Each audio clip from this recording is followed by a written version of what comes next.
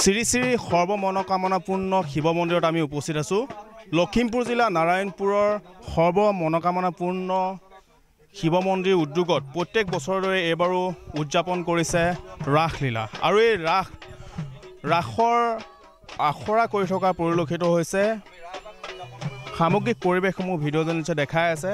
এনেধৰণে আচলতে শ্ৰী শ্ৰী সৰ্বমনোকামনাপূৰ্ণ শিৱ মন্দিৰৰ উদ্যোগত হ'বলগীয়া এই ৰাস ভাগৰ এনেধৰণে এতিয়া আখৰা কৰি থকা পৰিলক্ষিত হৈছে।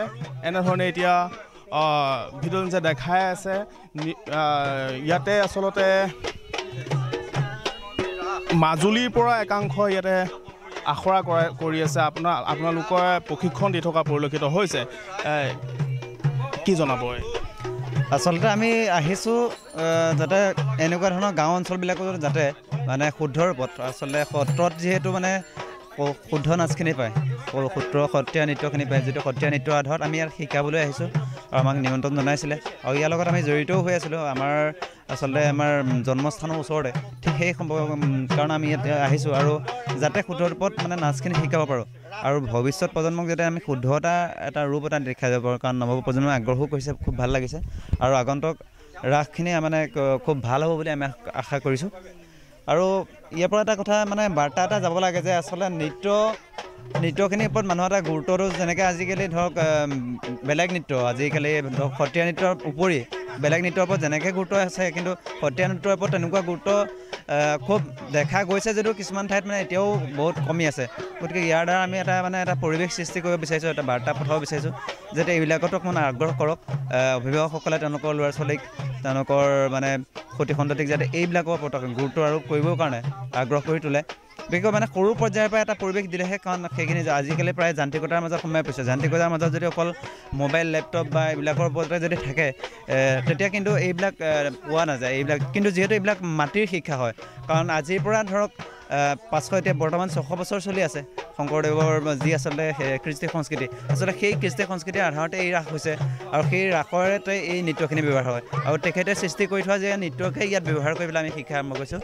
হয়, মধুপুৰ যিহেতু নাৰায়ণপুৰ জয়পুৰ পিছলাৰ যি শ্ৰী শ্ৰী মা কামনা মন্দিৰ ভাগ যিভাগ আছে তেখেতৰ তাৰে আচলতে পূজাৰী আছে। মই আপোনাৰ ওচৰলৈকে আহিছোঁ যিহেতু আপোনালোকে প্ৰত্যেক বছৰলৈ এইবাৰো ৰাস উদযাপন কৰিবলৈ ওলাইছে।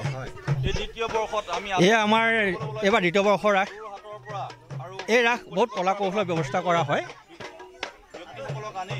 প্ৰথম কথা হ'ল আমি এই ৰাসত যোৰহাটৰ পৰা বিভিন্ন শিতানৰ কলা কৌশলৰ ব্যক্তি আমাৰ ইয়াত বৰ্তমান তেওঁলোক সজ্জাত লাগি আছে।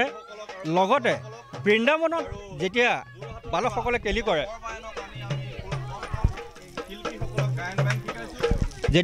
কৰে, তেতিয়া কি হয়, আমাৰ এভাগ গো আছে, যিভাগ গো তেওঁলোকৰ লগত নৃত্য কৰিব। আৰু এটা বিষয়, এই ননীশ্বৰ কৃষ্ণ যেতিয়া ওলায় তেতিয়া আমাৰ গীত এটা আছে, বান্দৰে খাই ল'নো, কিন্তু বান্দৰ নেদেখোঁ। তাৰ কাৰণে আমি বান্দৰ ব্যৱস্থা ৰাখিছোঁ, তেওঁলোকৰ লগত কেলি কৰিব। বসুদেৱ দৈৱকী লৈ যাবৰ কাৰণে আমি ঘোঁৰা ৰাখিছোঁ। তাৰমানে বস্তুটো যিটো হ'ব নিশ্চয় পাৰফেক্টলি হ'ব লাগে।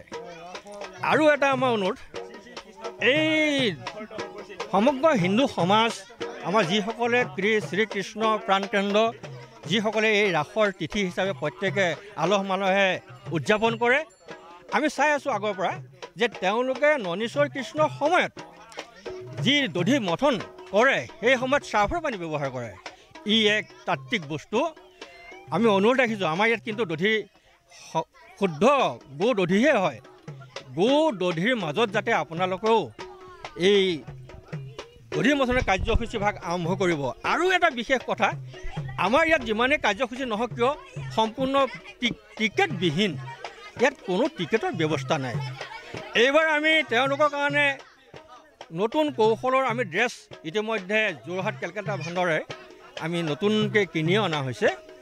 প্ৰত্যেকটো বস্তু সা সজ্জা অলপ বেলেগ টাইপৰ।